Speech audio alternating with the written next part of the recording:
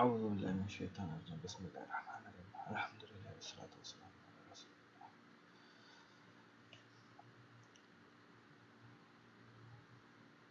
Today's topic is about inflammation.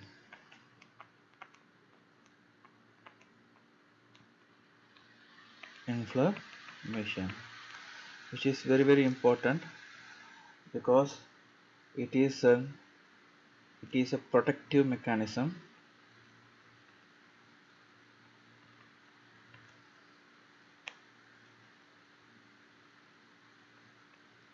This protective mechanism is there since birth. Okay, so we call it as innate immunity.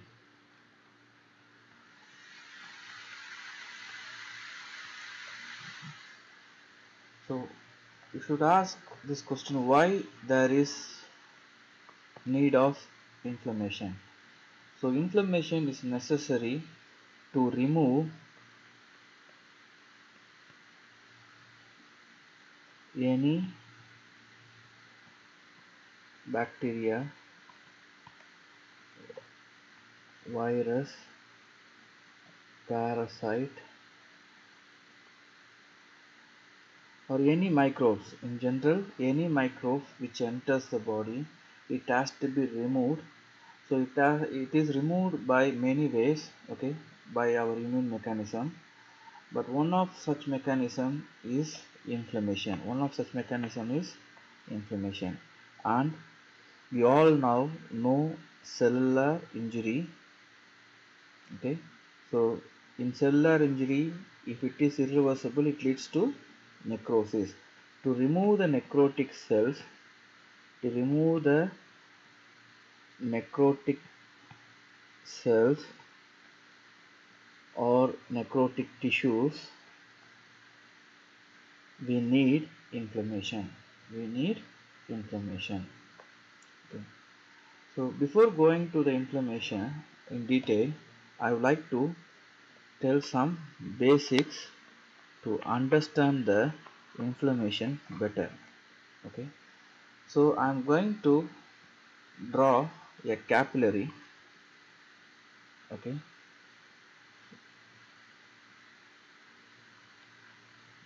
this is a capillary. This is the arteriolar end, and this is the capillary, and this is the venular end of the capillary. So all the blood vessels are lined by a endothelial cells. Okay, so this is the arteriolar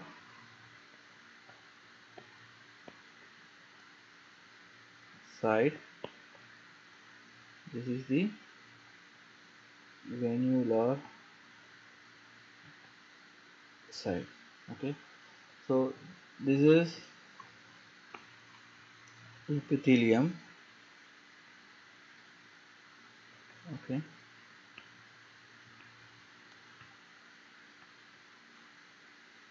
so these blood vessels are lined by endothelial cells.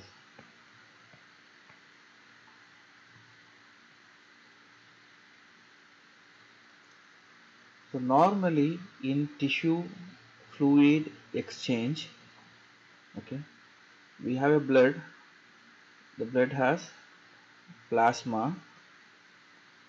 Okay, the plasma is made up of fluids, electrolytes, and plasma proteins. So this is the fluid that is called plasma. The plasma is made up of proteins. We call it as plasma proteins, and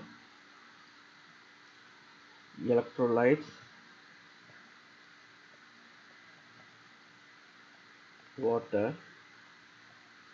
The proteins are of three types. One is albumin, globulin, and coagulation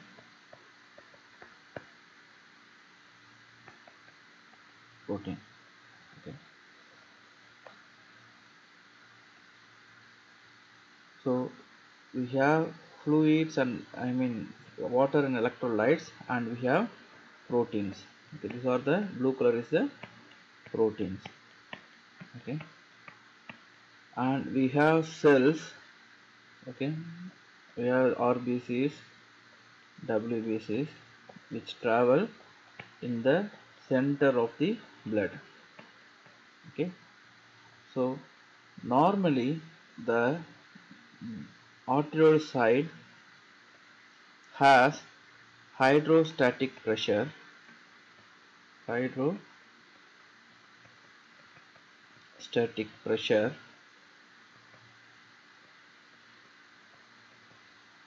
that pushes the fluid outside. Okay, then the fluid goes to the interstitium, the space between the epithelium and the blood vessels is the interstitium. Okay, the fluid goes outside, okay, because of the hydrostatic pressure. When the fluid goes out, for example 14 ml per minute goes out. Okay, when the fluid goes out, what happens in the blood vessel is, okay, the plasma proteins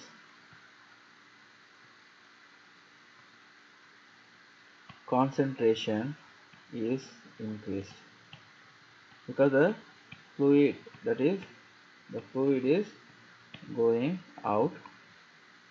Okay, the plasma protein concentration is increased than the fluid, so which makes the fluid to return back on the venular side. Okay, which makes them to return back. Otherwise these proteins create a pressure. Okay, the proteins are called as colloid, so it is called colloidal. So this is proteins creating a pressure to pull the water. So anything which pulls the water, the process is called osmosis.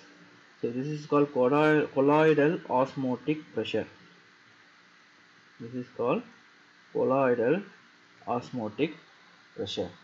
You understand?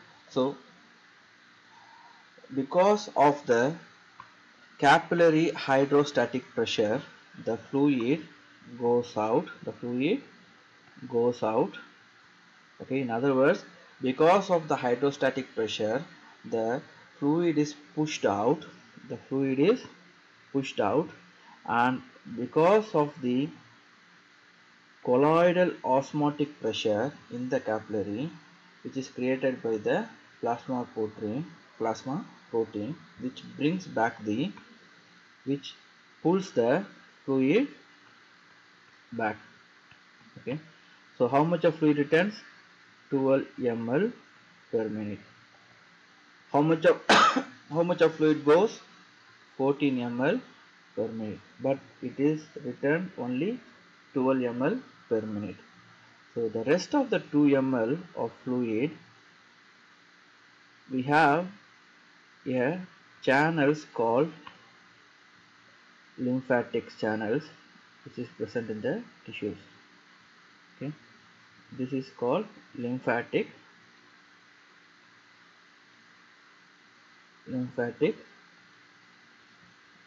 channel. This lymphatic channel takes this 2 ml of fluid. Okay, so this is the fluid dynamics happens at the level of capillary blood. It involves in the fluid exchange. Once again I am telling, we have a hydrostatic pressure. We have a hydrostatic pressure that pushes the fluid out. That pushes the fluid out, and because of the colloidal osmotic pressure, that pulls back the fluid. Okay, so now blood contains what? Blood contains cells and plasma. Now we all know what plasma contains. Plasma contains plasma proteins, electrolytes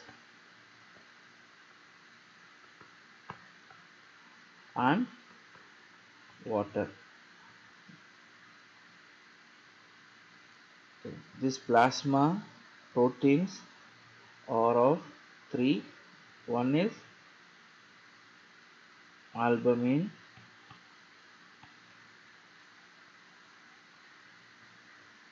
globulin, other one is coagulation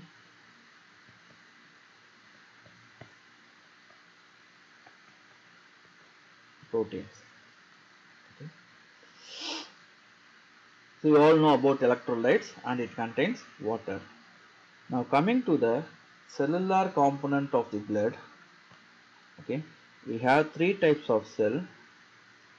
Red blood cells are called as erythrocytes, WBCs are called as leukocytes, and we have platelets. Okay. Let's see in detail about the cells here. Blood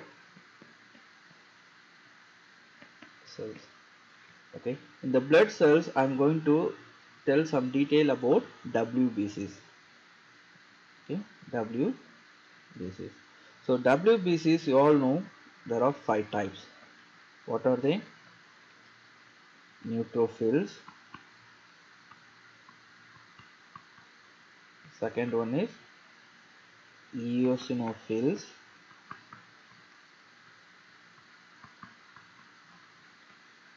Third one is basophils.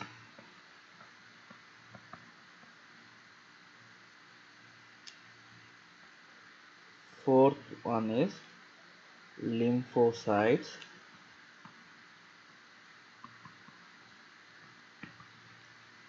Fifth one is monocytes. So neutrophils, eosinophils are otherwise called as granulocytes, but now we are going to call them on the basis of nucleus morphology. It is called as polymorphonuclear leukocytes. Leukocytes means WBCs. Leukocytes. Okay. So why we call it as polymorphonuclear? Because poly means multiple, multiple morpho means shape, multiple shape, nuclear means nucleus, multiple shape nucleus. Okay, which means it is, for example, neutrophil. Neutrophil has minimum 3 lobes, 3 lobes of nucleus, and they have granules. Okay, so this is neutrophil, but they are having 3 lobes of nucleus. Now coming to the eosinophil, they have 2 lobes of nucleus and they have dense eosinophilic granules. Now coming to the basophils, basophils also has bilobe nucleus. Okay, they also have dense basophilic granules. Okay, so we call them as basophils. Okay, so these lymphocytes and monocytes are called as mononuclear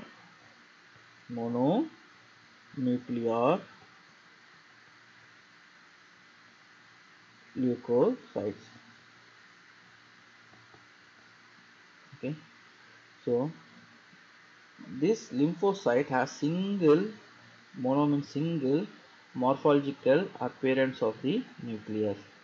Okay, single morphological appearance of the nucleus. Okay, this is lymphocyte. Monocyte are little bit bigger cells. Okay, and they have somewhat kidney shape or somewhat bigger nucleus than the lymphocyte.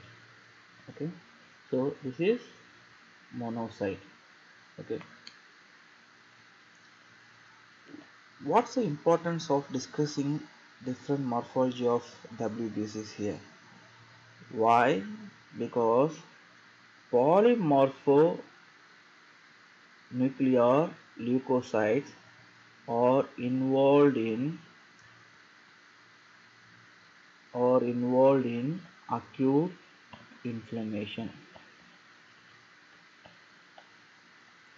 Don't worry, inshallah I will explain what is acute inflammation. Just now you understand polymorphonuclear leukocytes are involved in acute inflammation. Mononuclear lymphocytes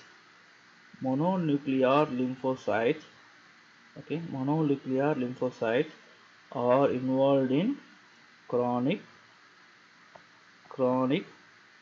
inflammation.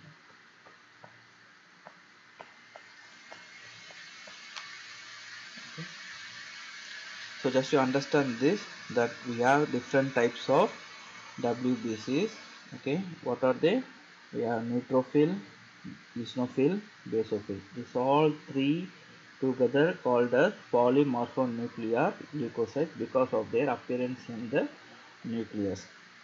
And lymphocyte and monocytes are called as mononuclear leukocyte because of their specific morphological appearance of their nucleus.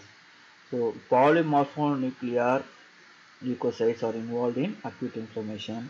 Mononuclear leukocytes are involved in chronic inflammation. Okay. Now let's go back to the inflammation. So inflammation means what?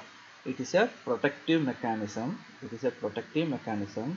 Which is there from birth. So it is called innate immunity. Why this inflammation is needed for us? To remove the any microbes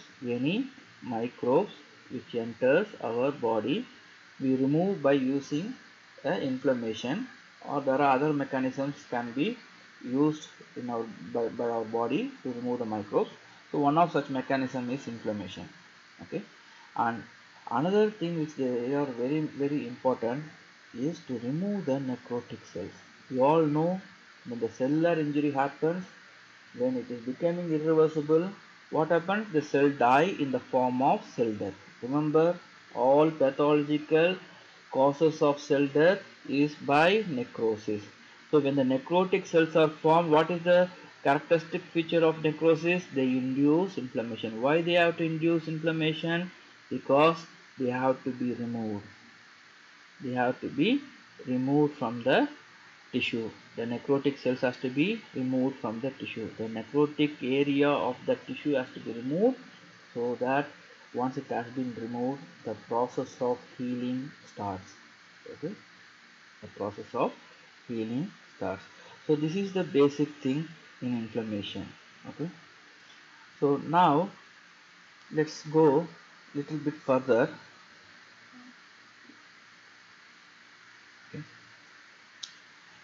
This is very famous uh, in inflammation, that is called cardinal signs of inflammation. Cardinal, very important, cardinal characteristic feature, that is characteristic signs of inflammation.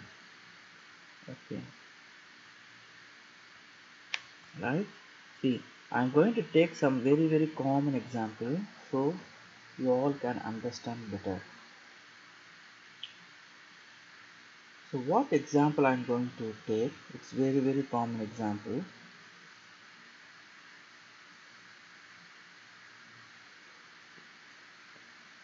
So just I'm drawing a face for you to understand.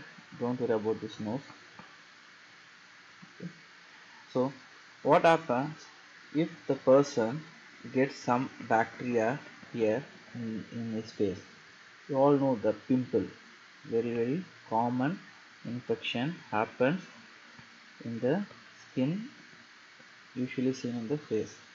Okay, when the bacteria enters, you can notice, even you would have experienced that, it will become red first. Okay, then if you touch that area, it will create pain, that is called tenderness or tender. Then it will swell, that area will swell. Okay, and then because of the swelling, if you touch it, it will become warm. Okay, it will be little bit increased temperature in that area. Okay, after that you can see after a period of time a yellow color fluid comes out. It is nothing but called pus. So that area of the cell is loses its function, that is called loss of function. Okay, so if it is happens in the skin, okay, it is called pimple. It is caused by a specific bacteria. No need to worry about that bacteria, inshallah in the future you will be knowing. So now you concentrate on the concept. What is that? If any bacteria enters the skin, okay, you can notice that that area becomes red. That is the first sign you see when you get some bacteria entering into your skin. So when it becomes red after few 1 or 2 days or within few hours, if you touch it, it will create some pain. It will create some pain if you touch it. That is called tenderness. After a period of time, it swells. After a period of time, it swells. Then that area will become warm. Then that cells will become functionless. Okay, so this is redness first, then tenderness, then followed by swelling, then warm and loss of function. These 5 features are called as cardinal signs of inflammation. Okay, it's very important. So now we are going to discuss why this redness happens, why the pain comes, why there is swelling, why there is change in the temperature of that area, and why it is loss of function. Okay, basically you should understand that inflammation is a protective mechanism. So why it is happening? To remove this bacteria, to clear this bacteria. Understand? So when the bacteria enters, okay, when the bacteria enters, for example, this is the bacteria.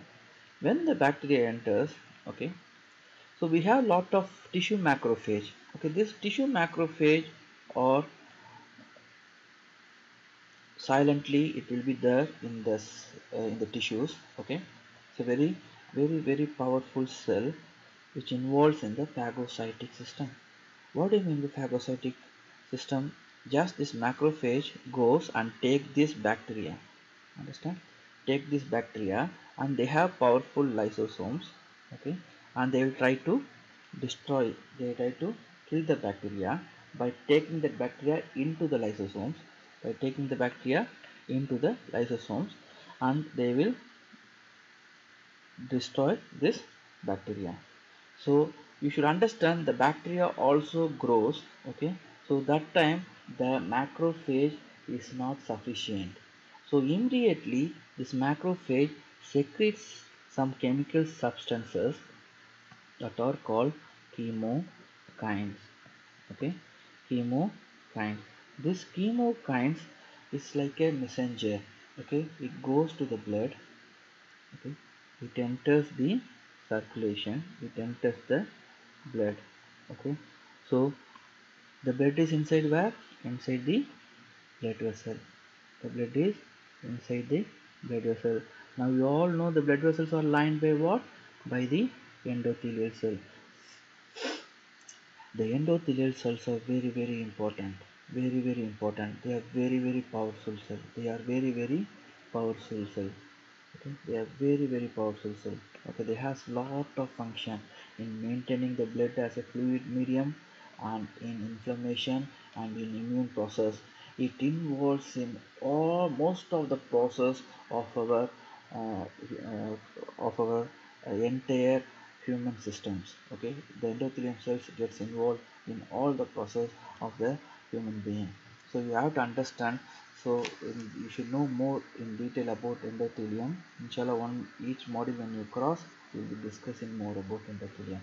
So now, when the chemokines, okay, this is the chemokines which is released by the macrophage. What is this? This is macrophage. okay, tissue macrophage. It is called as tissue macrophage. Okay, so this tissue macrophage, when it sees the bacteria, it takes the bacteria. When it takes the bacteria, they try to kill the bacteria. When they try to kill the bacteria, the bacteria also grows. When they try to kill the bacteria, the macrophage is not sufficient, okay, because more bacteria is growing. So we need some other support, okay. So this tissue macrophage secreting now chemokines to get the support, okay. These chemokines enters the blood. When they enters the blood, for example, this is the chemokine. When the chemokine enters the blood, they stimulate the endothelial cells.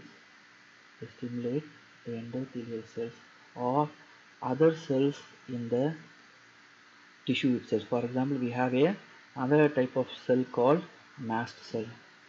Another type of cell called mast cell. Okay, so this mast cell has lot of histamine, lot of stored histamine. Okay, what is this?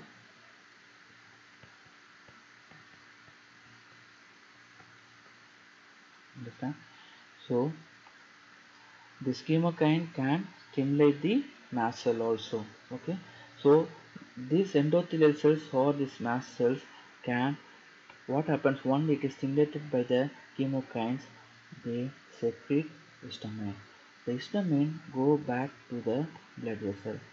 This is what? This is blood vessel.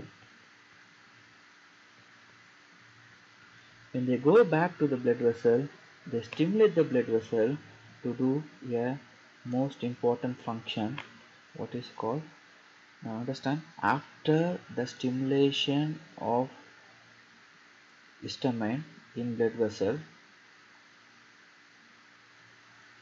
the blood vessel becomes bigger, okay, it is vasodilated, it is vasodilated, understand, it is vasodilated. What histamine does? First is vasodilation. Vasodilation. See, when there is vasodilation, these are endothelial cells which lines the blood vessel. When there is vasodilation, what is happening? More blood comes. More blood comes. When more blood comes, what happens? See, more fluid is coming, right? More fluid is coming. Blood is a fluid, right? More fluid is coming. When more fluid is coming, automatically hydrostatic pressure is increased. Hydrostatic pressure is increased. Remember the basics which I told now. Hydrostatic pressure is increased. When the hydrostatic pressure is increased, what is the role of hydrostatic pressure? It pushes the fluid out. It pushes the fluid out. It pushes the fluid out. So another role the histamine does in blood vessel is, okay, what they do is they make the endothelial cells, okay, to give gap. They make the endothelial cells to give gap. Okay, the endothelial cells now they are giving gap. When they give gap, what happens? Okay, the proteins can also, more fluid goes out because of gapping, and sometimes the protein can also come out. The protein can also come out. So now the interstitium is full of fluid and proteins. Fluid and proteins. Okay, this happens due to what? This happens due to what? Because we have a bacteria here. Okay, the bacteria is taken by macrophage. Understand? This macrophage release what? Chemokines. This chemokine is doing what? It is going to stimulate the mast cell, or it is going to stimulate the endothelial cells to secrete what? Histamine. Histamine. This histamine is doing what? The vasodilation okay, and it is increasing the vascular permeability. Vascular permeability. Understand? Okay, when it happens, so this inflammatory area is full of fluid and proteins. Okay, full of fluid and proteins. Okay, so now you should understand the blood cells. Okay, the RBCs, red blood cells, and WBCs, neutrophil. Okay, all travel in the center. Okay, always travel in the center, which is surrounded by plasma. This orange color is the plasma, which is surrounded by plasma. When the fluid is coming down, so what happens? This cells comes to the periphery. The cells comes to the periphery. The cells coming to the periphery is very dangerous. If neutrophil comes, if it touches the endothelium becomes active. Okay, what happens? The endothelium secretes a protein called integrin to hold the neutrophil. When they hold the neutrophil, then they will push the neutrophil outside. They push the neutrophil outside. Now the neutrophils are coming to the tissue space, that is interstitium. The neutrophils are entering. This is called cellular event. So once the neutrophil comes, neutrophil is also a very powerful phagocytic cells. They will also take the bacteria. Okay, when they are taking the bacteria, they will kill the bacteria and they will also die. When they die, what happens? It produces a yellow color fluid. Okay, because this area is full of what? Fluid, proteins, and neutrophils, and the neutrophils taking the bacteria and they are also dying. It is called degenerated neutrophils. And then we have some bacteria living live and dead. Okay, so this all together called as pus. Okay, so what is the meaning of pus?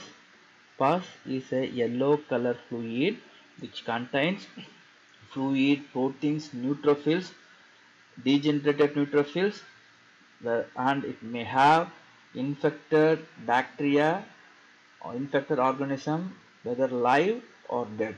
Okay, so this is the definition for pus. Okay, if you understand the mechanism, you will understand why the pus is formed.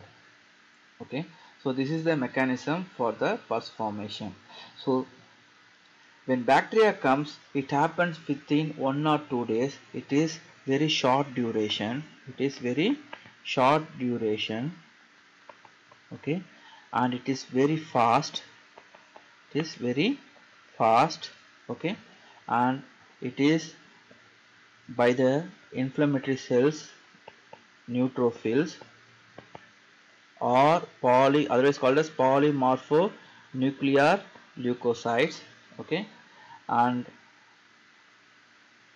it is called as acute inflammation.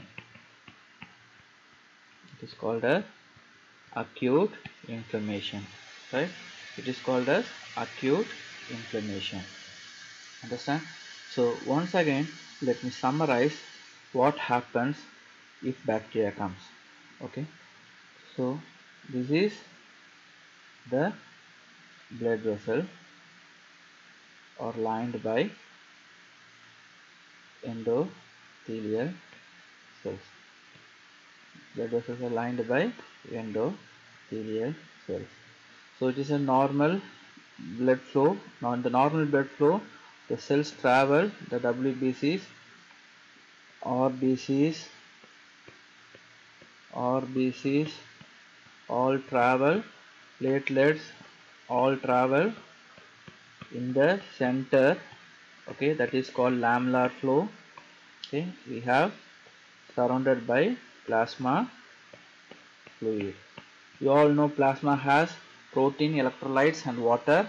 We have three types of protein in the plasma. What are they? So they are albumin, globulin and coagulation protein. Okay, so normally the fluid goes out by a pressure called hydrostatic pressure. That is, the fluid is pushed out and the fluid returns back by a pressure called colloidal osmotic pressure. Okay, so these are the two pressure acts to send the fluid out, to bring the fluid back. Okay, so what happens here? A bacteria comes. When the bacteria comes, what happens? The tissue macrophage try to take the bacteria. Let me draw blue color for the tissue macrophage. Okay, the tissue macrophage takes the bacteria inside. Okay, they take the bacteria inside, and they will send the signal called chemokines. Another group of cell which is there in the connective tissue is called mast cells. These mast cells, what they have? They have histamine. They have histamine. They have histamine. Okay, these chemokines goes and stimulate the endothelial cell, or they can stimulate the mast cell. Okay, this is mast cell. Okay, they can stimulate the mast cell and the histamine is released. Histamine is released. The histamine acts on the blood vessels, smooth muscle cells, and it acts on the blood vessel wall, and they make the blood vessel to go for two things. What are they? They do vasodilation and increase the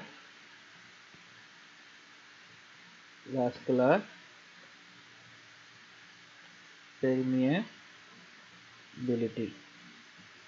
What happens? This will send the fluid here. We get more fluid now.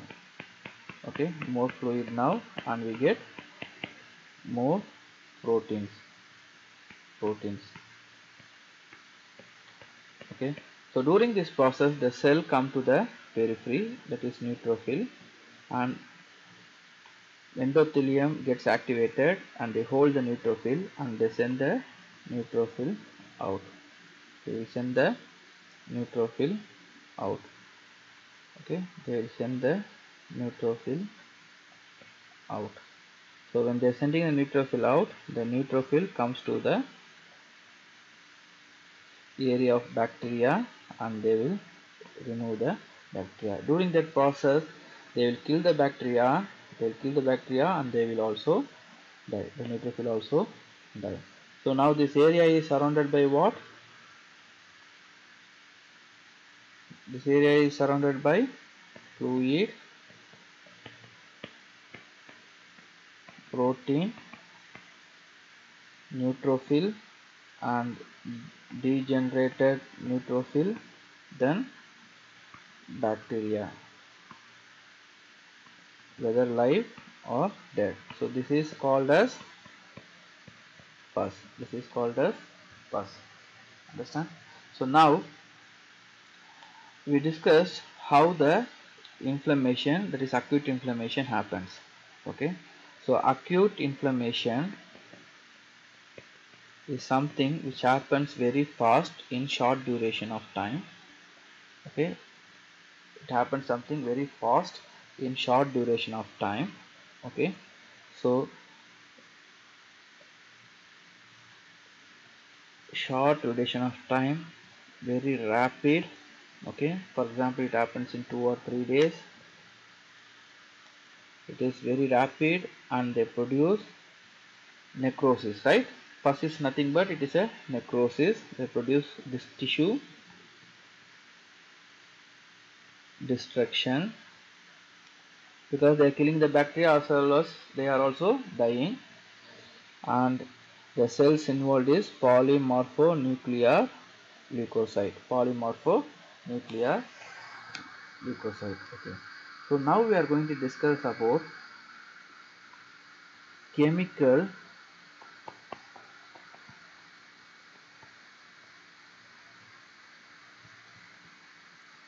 mediators in acute inflammation. Chemical mediators in acute inflammation. So one of the mediator we saw is histamine. Okay. The second mediator which is very important is very important. Okay. See, you all know when there is this inflammation happens. For example, if it is happens in the skin, so we can know that it is redness is coming, tenderness is coming, swelling is coming, warmness is coming, and the loss of function happens. Everything you can see it by ourselves. But for example, if the inflammation happens inside, okay, the same thing happens inside the organ also. For example, if the lung gets the person's lung get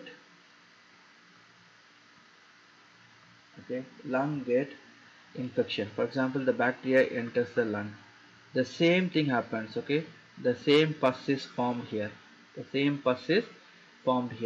how our body knows something is happening inside. Okay, so they has to create two things. One is pain, and they should raise our body temperature. Okay, this pain and fever are produced due to or come to us in during the inflammation is due to a group of chemical substance called prostaglandins. Okay, prostaglandin. It is very important because normally we use lot of painkillers and anti-fever drugs. Okay, so you should understand how these prostaglandins are formed, then how the drugs are acting on it. For example, I am drawing a cell membrane. So we get lot of cells in the site of inflammation. Neutrophil comes, macrophage is there, endothelium plays a role in inflammation. So all the cells has cell membrane. The cell membrane is made up of what? Phospho phospholipids. The cell membrane is made up of what? Phospholipids. Okay. During the inflammation inside the cell, there is an enzyme which is activated called phospholipase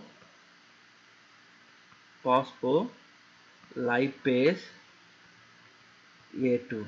What it does is they just go to the phospholipids, they break the phospholipid and they form arachidonic acid.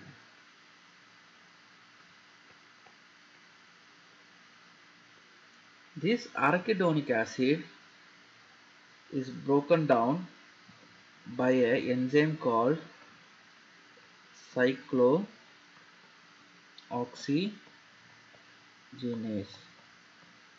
Cyclooxygenase, very important, commonly called as COX. Okay, so the cyclooxygenase enzyme, they go to the arachidonic acid. Okay, and they break the arachidonic acid and they form prosto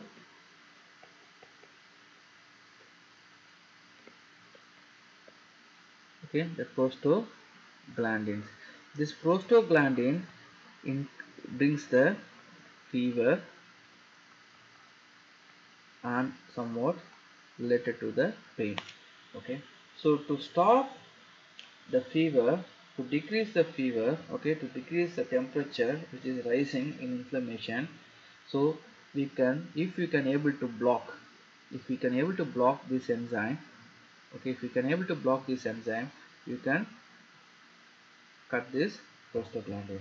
Automatically the fever will become normal. Understand? The fever will become normal. So to block this cyclooxygenase, we have a drugs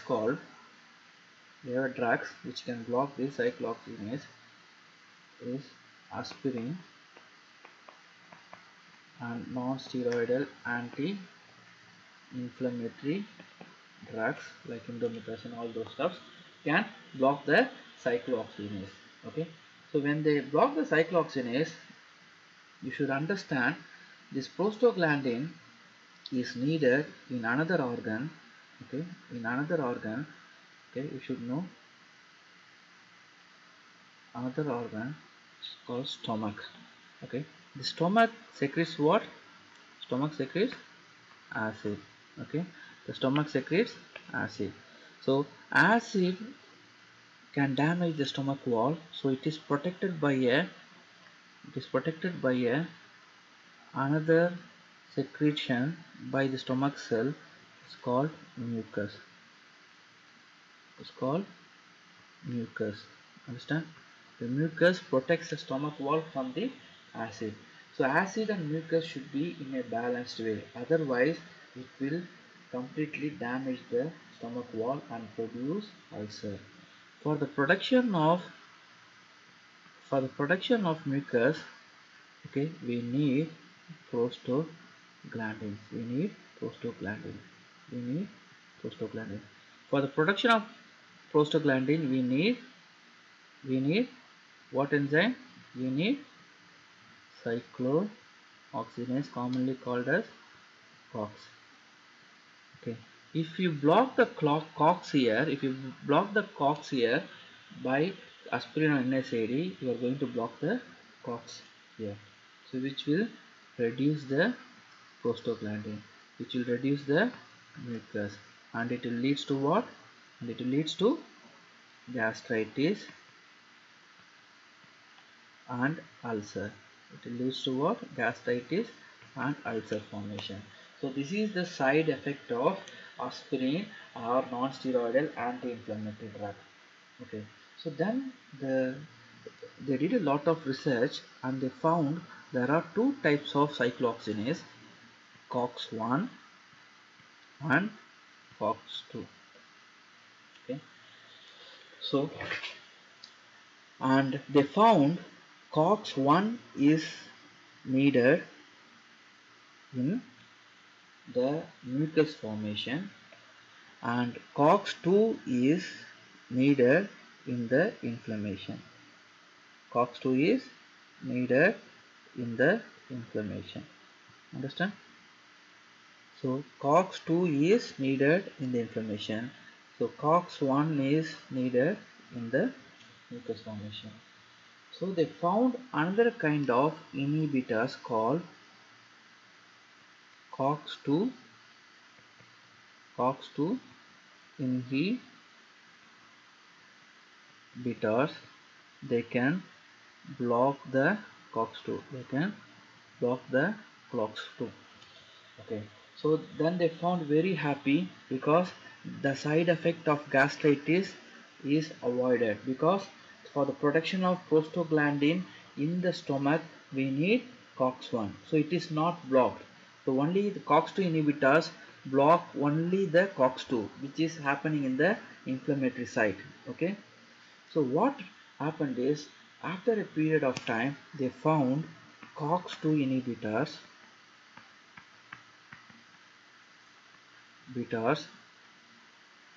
mashallah, they reduce the prostaglandin, okay, but they increase another substance called thromboxane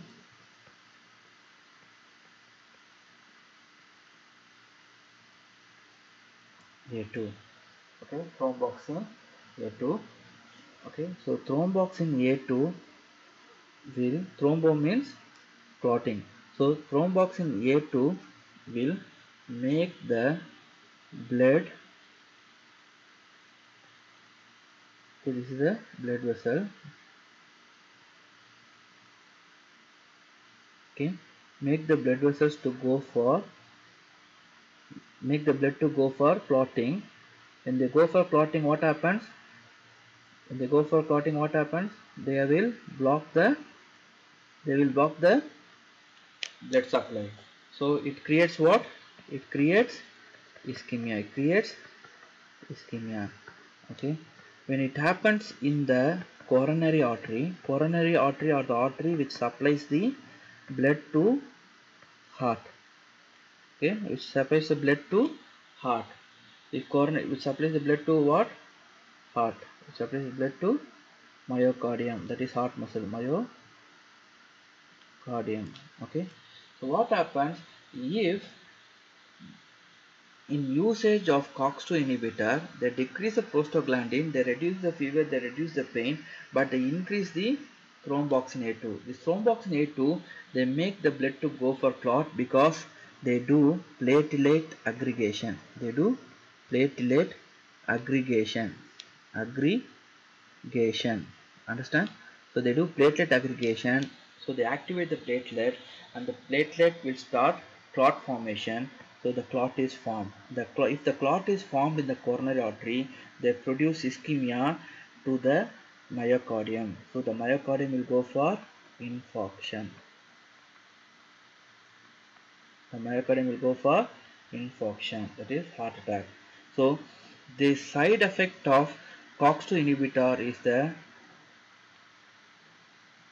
coronary artery clot formation, that is called coronary artery disease. It happens very fast. It is called acute coronary artery disease. So the side effect of COX-2 inhibitors are more dangerous, that it is very rapid onset of coronary artery disease, that is rapid onset of clot formation, that too in the coronary artery that supplies the heart muscle, that is myocardium. If ischemia happens to the myocardium, the myocardium will go for ischemia related coagulative necrosis, that is nothing but infarction. This is the worst side effect of COX-2 inhibitor. Okay, so we discussed histamine and prostaglandin. Understand?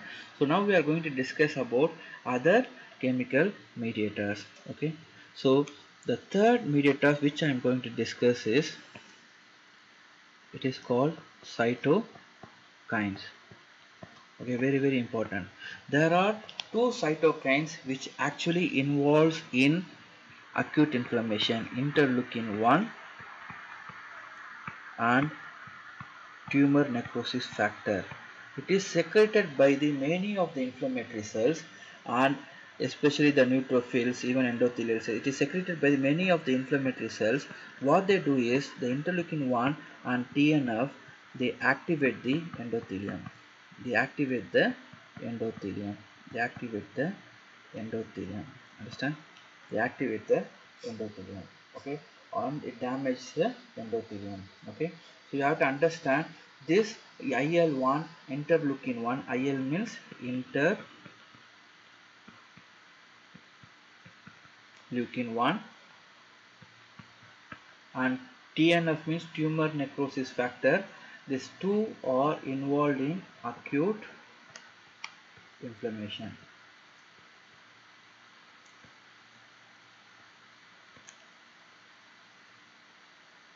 Okay, another set of cytokines called interleukin 12 and interferon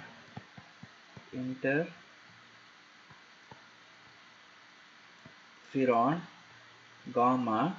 It is involved in chronic inflammation. Understand? It is involved in chronic inflammation. Okay, inshallah, when I am discussing chronic inflammation, you will understand what is interleukin 12 and what is interferon gamma. Okay, the next other set of mediators, chemical mediators, okay, is reactive oxygen species, okay, nitric oxide. Okay, these two are secreted by the endothelial cells, and they are secreted by the reactive oxygen species or more in the inflammatory cells. These two directly kill the microbes. Directly kill the microbes. These two directly kill the microbes. Okay. Another set of chemical substance, chemical mediator, okay, which is called substance P, which transmit the pain signals. Pain signals. Understand? Which transmit the pain signals. So far this all the chemical mediators what we discussed are cell derived, because it all derived from the cell derived chemical mediators. Chemical mediators. So cell derived chemical mediators. Okay. Now I am going to discuss about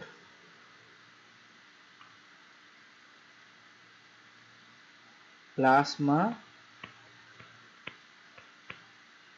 derived chemical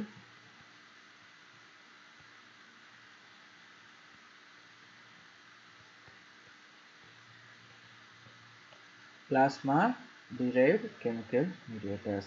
So what do you mean by plasma derived chemical mediators? In the plasma we have only three things. What are they? We have proteins, and we have electrolytes, and we have water. So in the proteins what we have? We have albumin, and we have globulin, and we have coagulation clotting proteins, that is coagulation proteins. Now I am going to introduce another protein in the plasma which is called complement proteins. Complement proteins, understand? Which is called complement proteins. So these complement proteins involve in inflammation, directly involves in inflammation.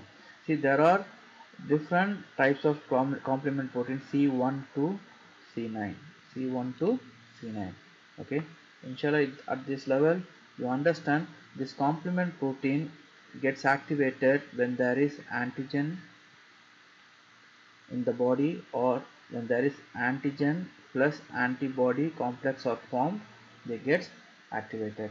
When they gets activated, they once they gets activated, once the complement gets activated, okay, gets activated, complement once gets activated, they invite neutrophils. They invite neutrophils. They bring more neutrophils. Okay. Another thing this complement forms is they form membrane attack complex. What is this? This is membrane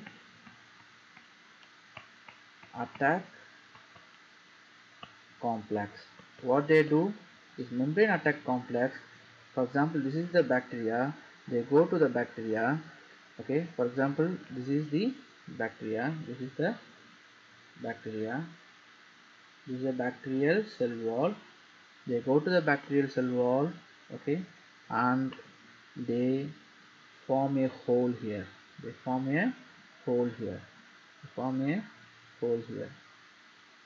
Okay, they form a hole in the bacterial cell wall. So the fluid all goes inside, and they make the bacteria to get ruptured. It will get blasted. It will become ruptured. Understand?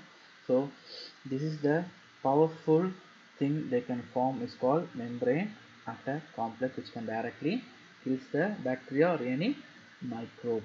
It is according to the what type of microbes. Understand? So this is the plasma derived mediators. Okay. So if you understand, there are mediators which plays a major role. Okay, some are derived from the cell, some are come from the plasma proteins. So we discussed about the mediators. What are they? We discussed about histamine, prostaglandin, and we discussed about what is the function of prostaglandin and how the prostaglandin is decreased by using the aspirin and NSAIDs. Okay, and we discussed about COX-2 inhibitors and the side effect of COX-2 inhibitors and side effect of the non-steroidal anti-inflammatory drugs, and we discussed about different cytokines acting in acute inflammation and chronic inflammation. Then we discussed about the certain chemical mediators which directly kills the microbes like reactive oxygen species and nitric oxide. Then we discussed about substance P which transmit the pain signals. Then we discussed about complement protein. Okay. Okay, now I'm going to tell a powerful anti-inflammatory agent. Okay, what is that? It is steroids. It is steroids. Why? They directly block, they directly block, they directly block, they directly, the steroids directly block the phospholipase. So complete inflammation is shut down. It is a potent powerful anti-inflammatory agent. Inflammatory agent, anti-inflammatory agent. What is that? Steroids like glucocorticoids or corticosteroids. So any steroid which is given, it is a potent anti-inflammatory. Completely stops the inflammation. Okay. So we discussed now completely about acute inflammation. So now we are going to discuss about a different type of inflammation is called chronic inflammation. Chronic inflammation. Okay. Chronic inflammation. Chronic inflammation. Okay. It is chronic inflammation. Chronic means something which happens very slow, exactly opposite to the acute, which happens very slow. Chronic means what? Which happens very slow in a stepwise manner. Okay, in a stepwise manner, it is called incidence. Okay, slow incidence and longer duration. It will be there for longer duration. Longer duration. It will be there for weeks. It will be there for a month. It will be there for years. And the most important side effect is if the organ is having some chronic inflammation, okay, what happens is this worst side effect is the organ will go for fibrosis. The organ will go for fibrosis. Inshallah, I'll be talking in detail in tissue repair. Okay, now you understand this organ will go for fibrosis. Okay, for example, if the liver is infected by hepatitis virus, okay, hepatitis virus, this virus will create chronic inflammation. Will create chronic inflammation. Understand? It will create chronic inflammation. Okay, so then the liver will become completely fibrosed. It will become completely fibrosed. It will become like a very small liver. It will become completely fibrosed. See, this liver by hepatitis viral infection it will become like a fibrotic liver. Fibrotic liver. Understand? So the liver function is completely lost. Okay. So hepatitis virus once gets infected the liver, it will be there for 20 years. It will take, okay, 15 to 20 years time. It will take them to go for fibrosis, complete fibrosis of the liver. Okay. So the hepatitis virus is a triggering factor for chronic inflammation. Okay, so you should understand why certain things leads to chronic inflammation. Very simple thing, very simple to understand.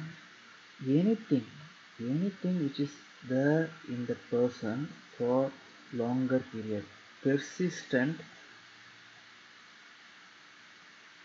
persistent antigen, very simple, persistent antigen. Okay, persistent antigen is there in the person for longer period, that will lead to chronic inflammation. For example, if the person is having a longer period of infection, one such kind of infection is mycobacterial infection. Mycobacterial infection. Okay, it's a type of bacteria. It is called mycobacterial infection, or most of the viral infection. Or if you are going to transplant a kidney to a person, okay, in kidney transplantation,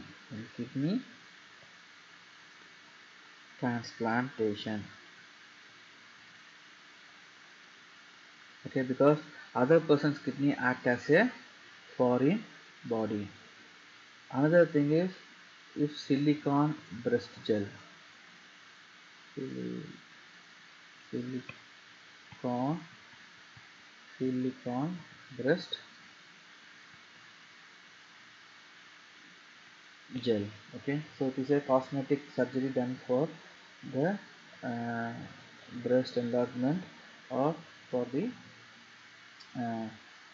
during the surgery, when they remove the breast in breast cancer. If it is a young patient, they will do some cosmetic uh, surgery for the that area to have a breast, that is called silicone breast gel they use, and that will create chronic inflammation. Okay, so these are examples for persistent antigen that will leads to chronic inflammation.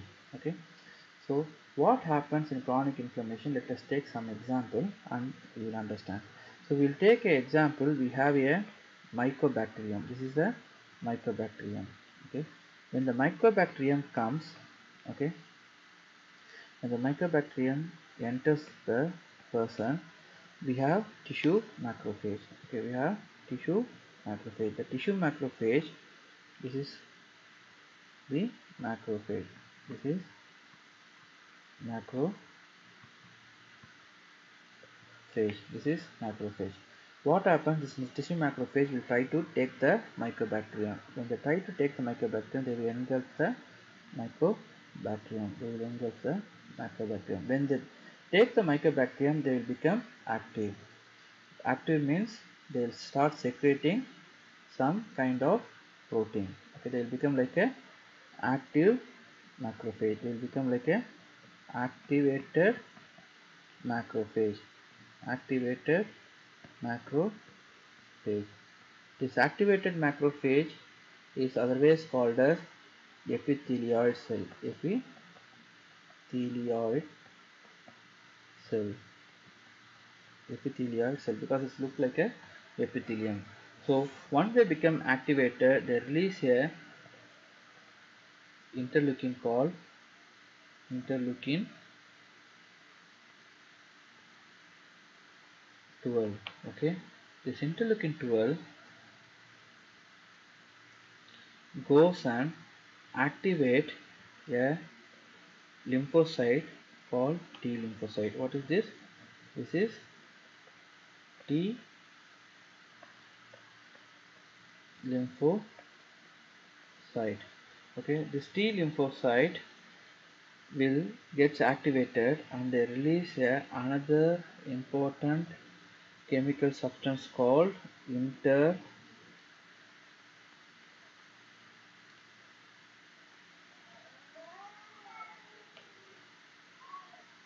interferon gamma. This interferon gamma is very important, because they go to the blood vessel. Okay, and the blood vessels are lined by what? Endothelial cells. The blood vessels lined by endothelial cells. The blood vessels are lined by endothelial cells. Okay, so what they do is this interferon gamma goes to the blood and they give signals for the monocytes. We have monocytes in the blood. So monocyte is a mononuclear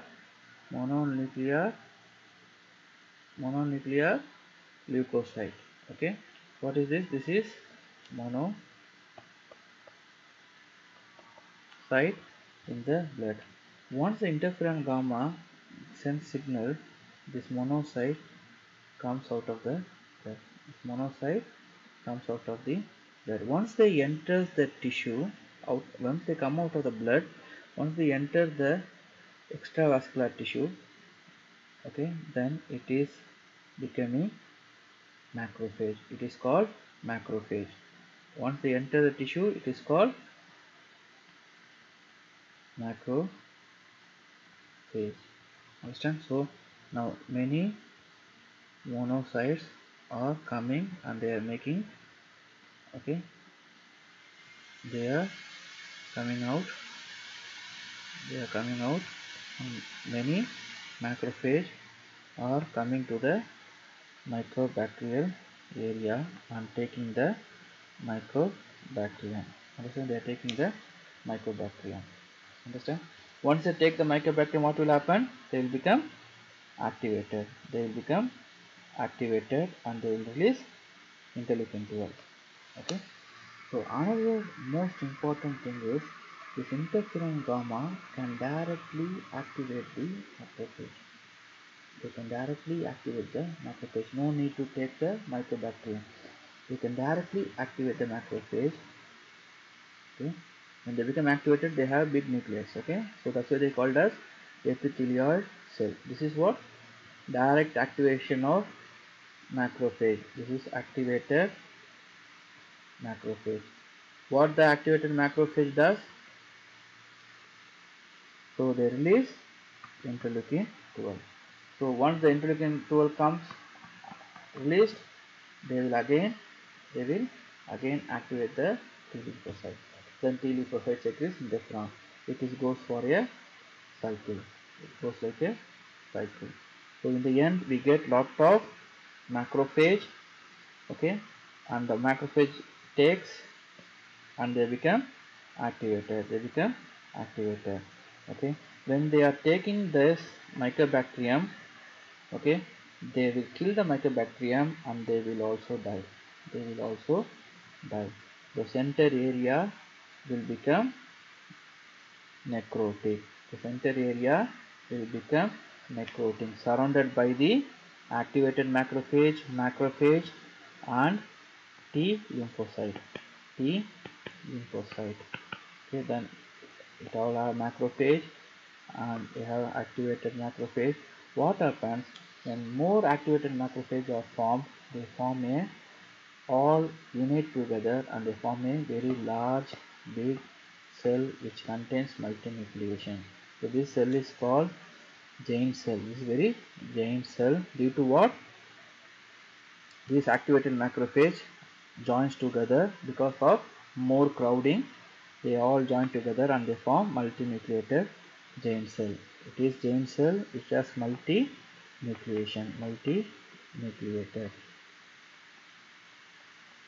Okay, multinucleated giant cell. Okay. Other name is Langerhans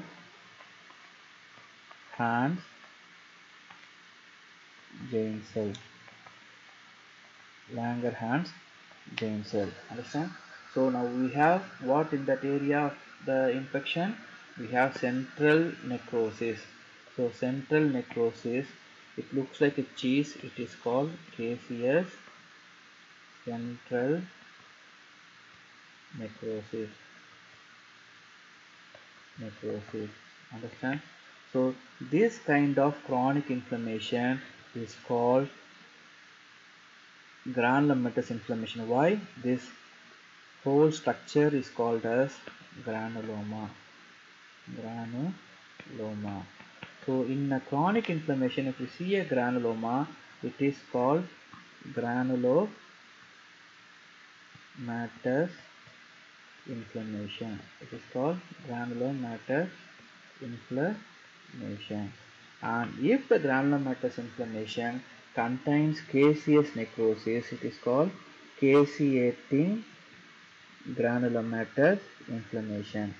The best example is tuberculosis. Tuberculosis, okay, which is caused by Mycobacterium tuberculosis. It's a bacteria. Tuberculosis. Okay, Mycobacterium tuberculosis. Understand?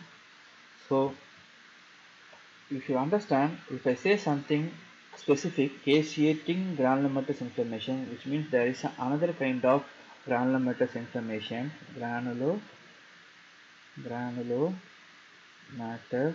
inflammation, which is non-caseating, no caseation, which is non-caseating. Example, you should know at least one example. It is sarcoidosis. It's a disease. Sarcoidosis.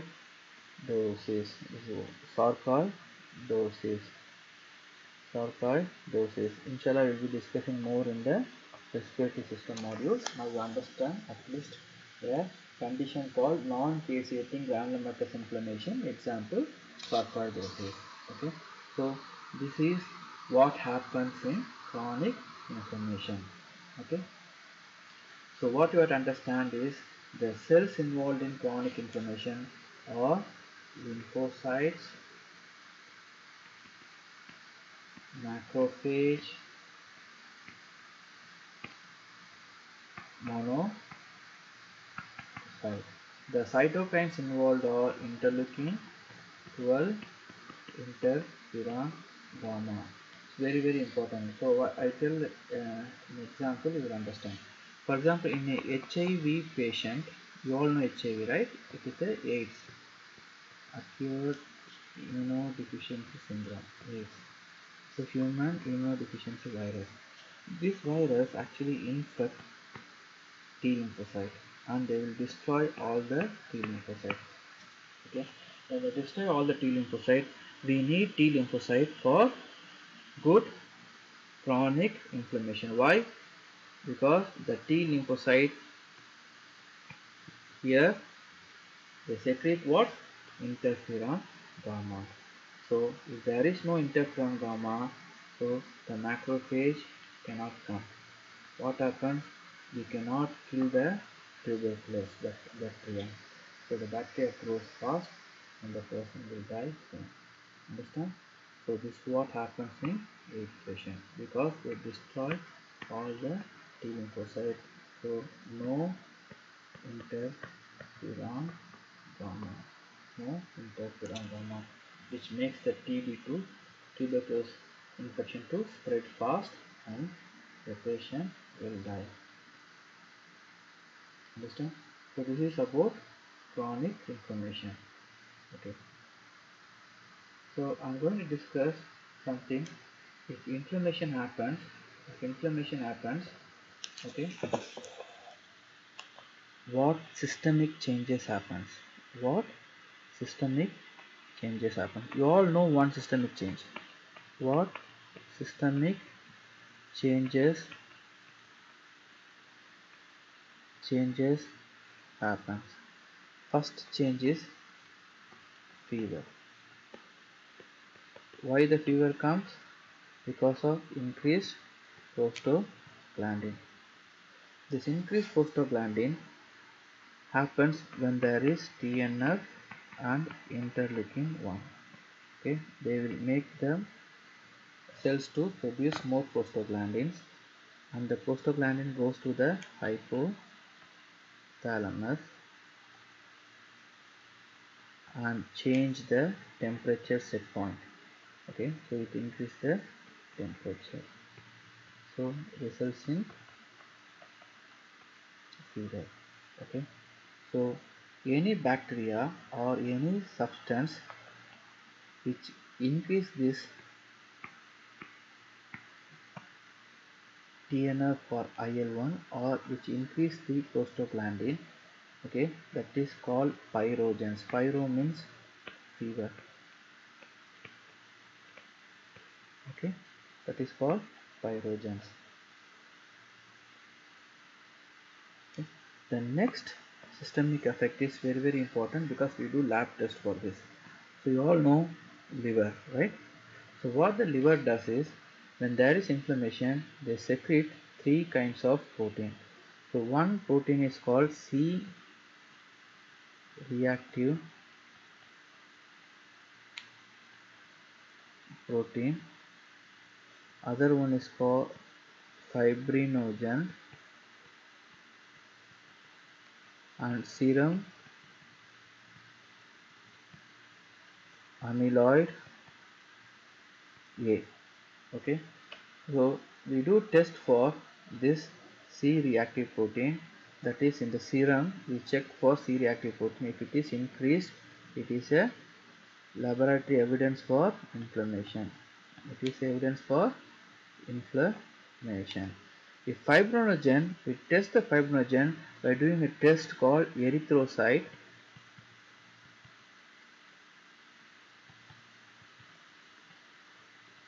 sedimentation rate. Okay, so erythrocyte sedimentation rate, that is because of this fibrinogen. If you take a blood in a test tube, we have lot of RBCs, right? We have RBCs.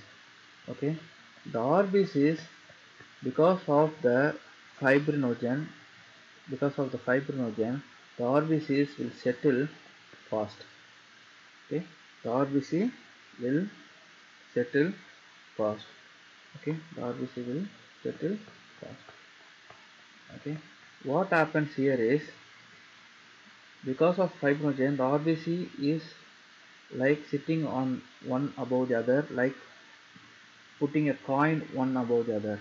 Okay, putting the coin one above the other. So this is called Rolex formation. Okay, this is called Rolex formation. So this Rolex formation is due to what? Increased fibrinogen. Increased fibrinogen. Understand?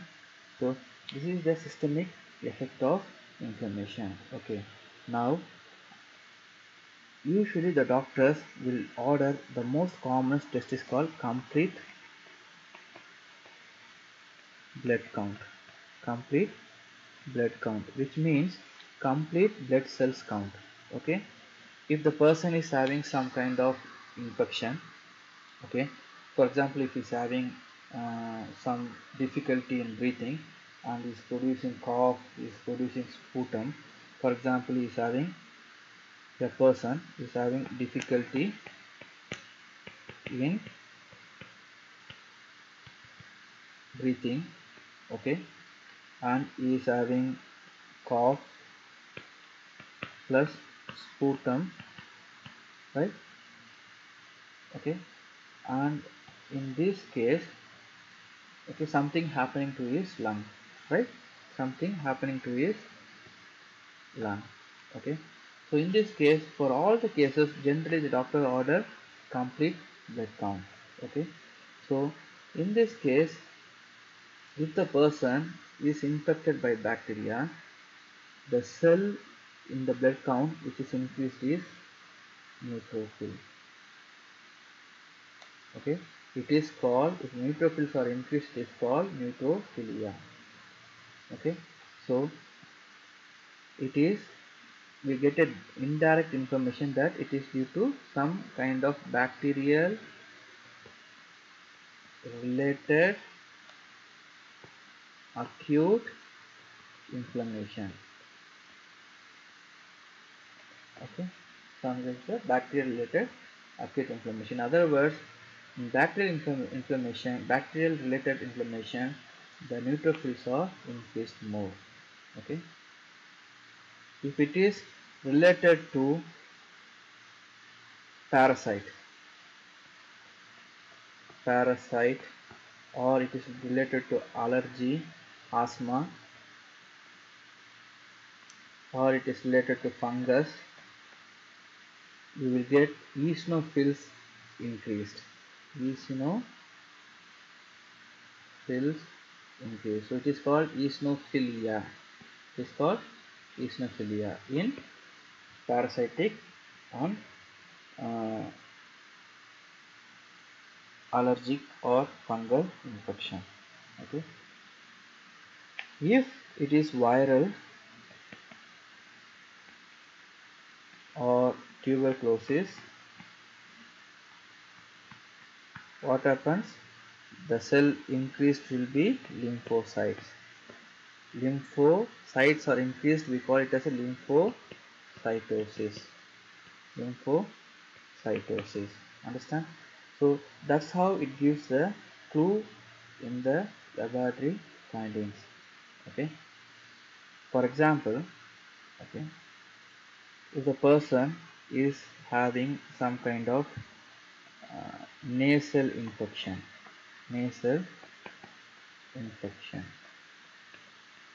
okay, or is having some kind of respiratory infection, pharyngitis, respiratory infection, upper respiratory infection, tract infection. Okay, so if we produce sputum,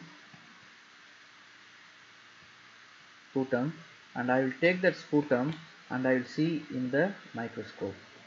If in the microscope I see lot of neutrophil,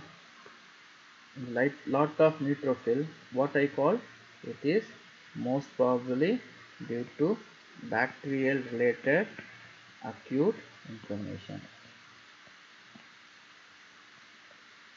Okay, if I see lot of lymphocyte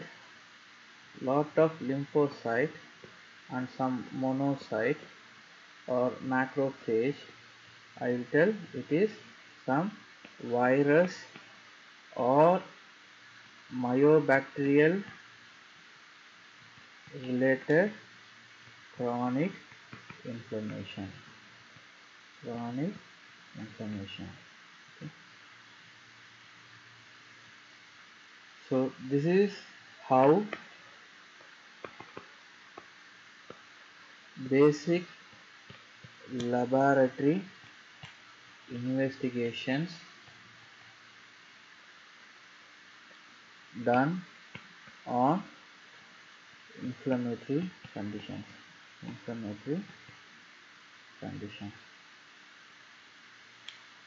Okay. I hope this video will benefit everyone. Inshallah. So may Allah bless you and may Allah reward you all. Assalamu alaikum.